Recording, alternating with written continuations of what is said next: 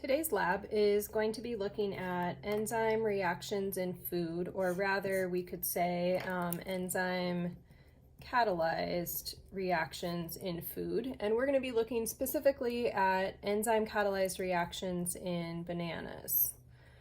You could do this experiment with other fruits or vegetables or even human cells, but we're going to focus on bananas today.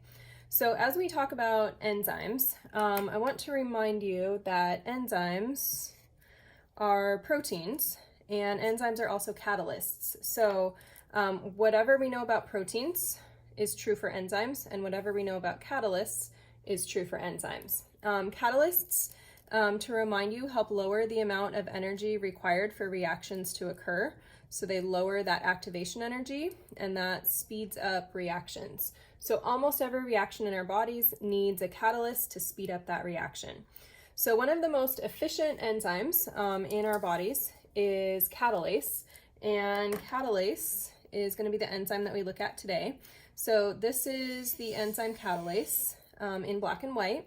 An enzyme is a protein, right? So you can see all those ribbons and structures that we've been seeing for proteins.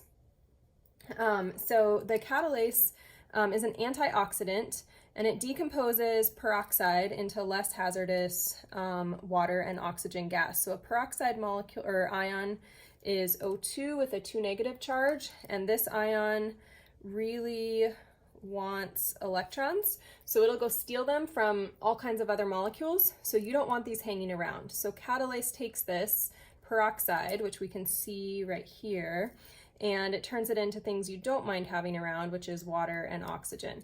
And peroxide just shows up naturally because we're inhaling so much oxygen, so it's just an undesired side product that shows up. So the catalase, the big enzyme, is shown over the arrow because that's where catalysts are. They don't get used up during a reaction. And our substrate today is going to be the hydrogen peroxide. So we're going to look at the breakdown of peroxide with catalase present. If you've ever had a prick of blood on your finger and you pour peroxide onto it, hydrogen peroxide, you've seen these bubbles before. So this oxygen is going to be bubbles that we see as our product. The peroxide only bubbles if you have blood present though. And so this catalase is in bananas. It's also in blood.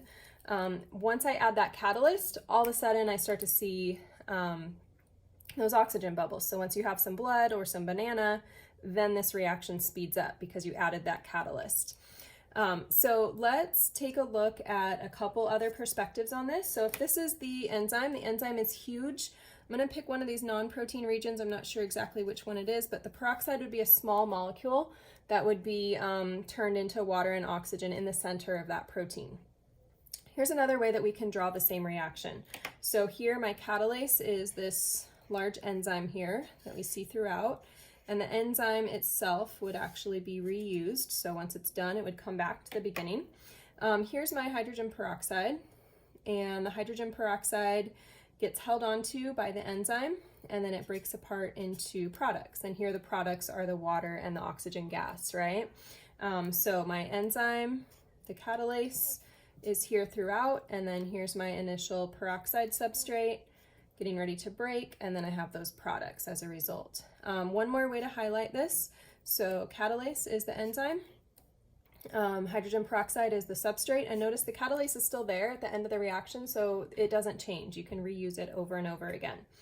What this is going to look like today for you in your lab experiment is this is all going to be in a test tube, and in the test tube you're going to have a little chunk of banana, so I'll call that B for banana, and that banana contains this catalase.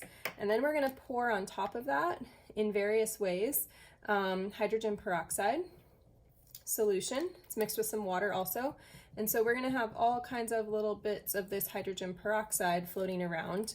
And as the hydrogen peroxide breaks down, especially at the surface of your test tube, you'll start to see these little bubbles get trapped. And this is going to be your oxygen bubbles. So that's your product. And we'll be looking at how fast those bubbles form and how many bubbles do you get to figure out how active that enzyme is.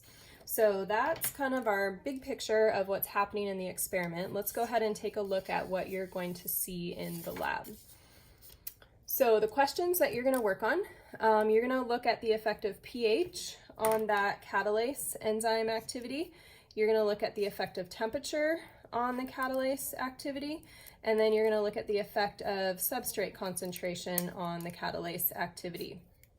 So we're going to see, as we look at all of these, we're going to measure how many bubbles I get. If I get a lot of bubbles really quickly, I have high activity.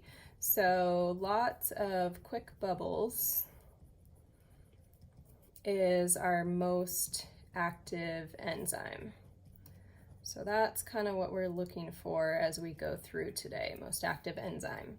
The ingredient list is pretty short for this experiment. You'll have some bananas, you'll have some 3% hydrogen peroxide, which is what you have at home if you've got that around, hydrochloric acid, sodium hydroxide, ice, some equipment here. In terms of safety, anytime you're working with acids or bases, that's the hydrochloric acid or sodium hydroxide, you want to be careful with those. And then waste, I always tell students in class, don't put the bananas down the drain because we don't have garbage disposals, so don't watch the bananas go down the drain, okay? Easy when you're just watching a video. So as the experiment goes, you're going to first study the effect of pH on enzyme activity. So don't forget, my enzyme is found in the banana. So we're going to kind of color code as we go. And we're going to change the pH. As we do experiments today, we want to only change one variable. So you've done enough experiments or watched enough this semester that hopefully by now you know, okay, we just want to change one thing. So that means other things that we're going to keep controlled or consistent will be the amount of banana. Also, we will keep the test tubes, the equipment consistent, so we won't change sizes of those. We will be consistent with the order of chemicals that we add. So some of those things we want to think about controlling, and what we will change then is the pH, and we're going to try for each of these experiments 3 different conditions, so 3 different pHs, 3 different temperatures, and 3 different concentrations in the last one. So you'll see throughout the experiment that we put a little chunk of banana into each of 3 test tubes. There will be 3 test tubes in every part that you work on. So a little bit of banana will go in. We will add to that some water, some acid to the second test tube, and some base to the third. We'll measure the pH, so you'll see that. And then we will add our peroxide on top of that. The peroxide, remember, is our substrate. So once I add the substrate, that's where I'm going to start looking for bubbles, right? Because that's what the peroxide would break down into. And you'll compare the amount of bubbles I get in each test tube and look at the pHs there. So that's the first part.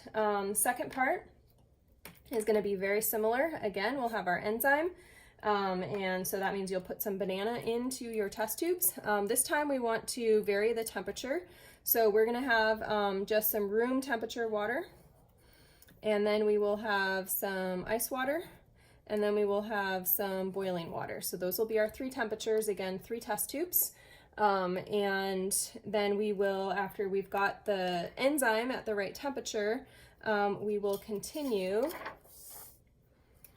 and we will add some peroxide. So we're going to either keep the temperature of the enzyme as is, or cool it down, or heat it up, and you'll be writing observations down. All right. The final part of the experiment, part C, you're going to have your banana. Again, same size banana. Again, that's my enzyme here. The catalase is in the banana. And we're going to vary the amount of substrate that we have. So we're going to change the concentration here. So we're going to have 3% hydrogen peroxide in our first tube. Then we'll have approximately 1% hydrogen peroxide in the second, and then approximately 1/100th of what we had before. So we'll have lots of solute, less, and hardly any at all. Lots of substrate, less, and hardly any at all. So you'll see if that in fact affects the number of bubbles that you get. So that's the third part. So as far as your data goes, what you're going to be writing down, you're going to see this same reaction. Look for, in this reaction, what is the enzyme, what is the substrate. So what's the enzyme that we're working with? What's the substrate? And you'll notice that every experiment we do always has to have both of those in it.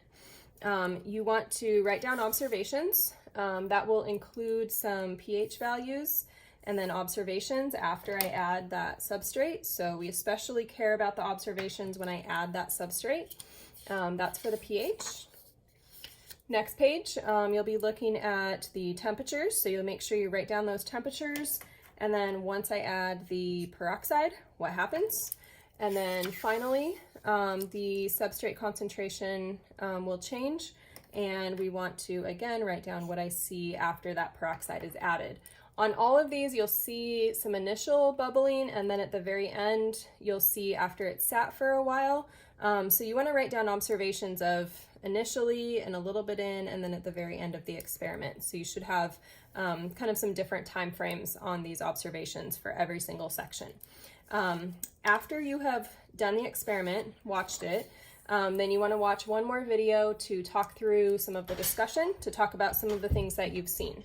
All right, so make sure that you watch this pre-lab video, the experiment video, and the post-lab video.